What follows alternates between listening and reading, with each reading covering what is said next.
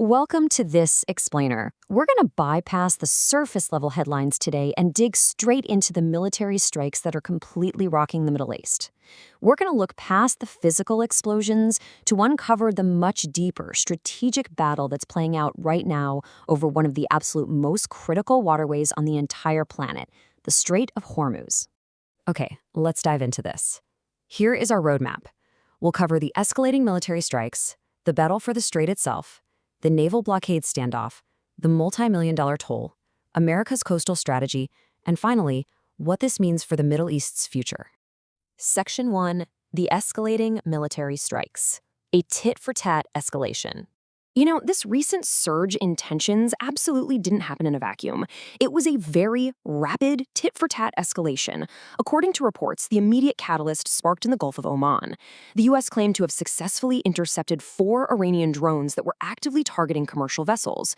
In a direct response to that, the U.S. launched a targeted strike on Iranian soil, specifically hitting the critical port city of Bandar Abbas. But it didn't end there. Swiftly following that U.S. action, Iran made good on its warnings and launched a significant retaliatory missile strike right at a U.S. base located in Kuwait. It's literally a textbook rapid-fire military escalation. Let's impartially break down the reported damage from these exchanges.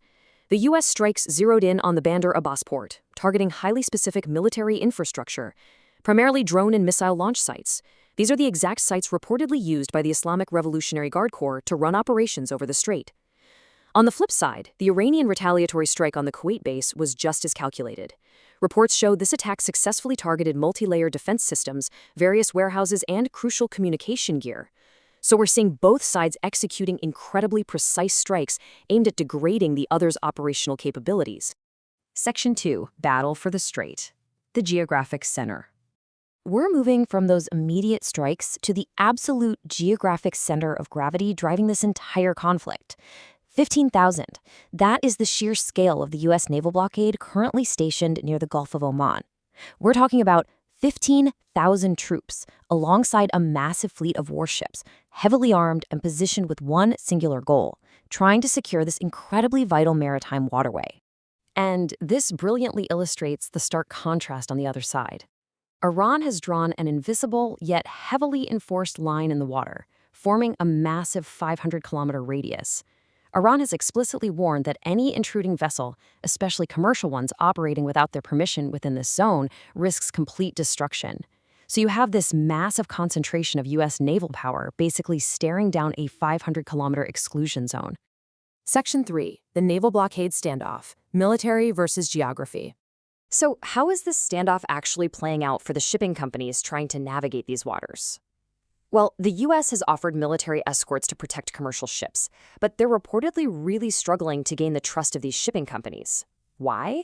Because vessels that tried to bypass Iranian control previously, even with perceived protection, ended up getting targeted by drones anyway. So, despite this formidable U.S. naval presence, a lot of shipping companies are actually opting to coordinate directly with Iran.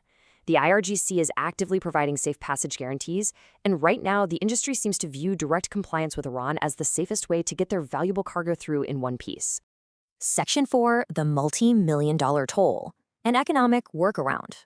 Let's move to and see how this builds into something almost ironically bureaucratic for a military standoff. Over 150 commercial vessels have successfully navigated the strait recently by following 3 very specific corporate-style steps. Step 1, the shipping company submits exhaustive details, like the captain's identity, cargo specifics, and the exact route, directly to the Persian Gulf State Authority. Step 2, they pay a toll, interestingly accepted in either Bitcoin or cash. And Step 3, they literally receive an official email from Tehran containing a guaranteed safe passage route, actively guiding them safely along the Iranian coastline to completely bypass potential sea mines. Now, what's really interesting about this slide is the staggering scale of the revenue generated here. This definitely isn't a small-scale operation. Reports indicate that Iran has collected north of $300 million in these safe passage tolls. And remember, why does this matter to us? Because when shipping lanes get monetized like this, that cost instantly trickles down into global supply chains, hitting the price of the everyday goods you and I buy. It's essentially transforming geographic control of a waterway into a massive economic engine. Section 5. America's Coastal Strategy.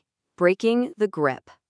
To counter this, look at the specific coastal cities the U.S. is either actively striking or threatening: Zurich, Jask, Bandar Abbas, Kesh, and Karg. These are absolutely not random targets. The underlying logic here is highly systematic. By hitting these specific coastal hubs, the U.S. aims to severely weaken the IRGC's fast speedboat response times, which they absolutely need to enforce control over the strait. Plus, these locations double as the nerve center for Iran's oil exports and, critically, house heavily fortified underground ballistic and hypersonic missile hubs right beneath them. So the crucial point is that we're really witnessing a highly calculated two-birds-with-one-stone strategy.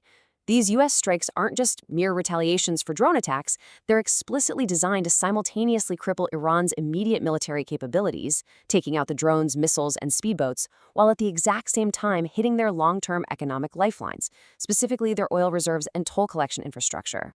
Section 6. The Middle East's Future. The macro-level impact. All of this leaves us with one incredibly pressing question. Will the battle for the Strait of Hormuz engulf the entire Middle East? Iran has previously warned it would heat up the region if pressured, and with these recent retaliatory strikes, they've shown they're more than willing to act on that promise. What began as a localized geographic standoff over commercial shipping lanes is showing the very real potential to ignite a much broader global conflict. Keep a close eye on this region, because what happens within this 500-kilometer radius won't just shape the future of the Middle East. It literally has the power to shift global economies and impact your daily life.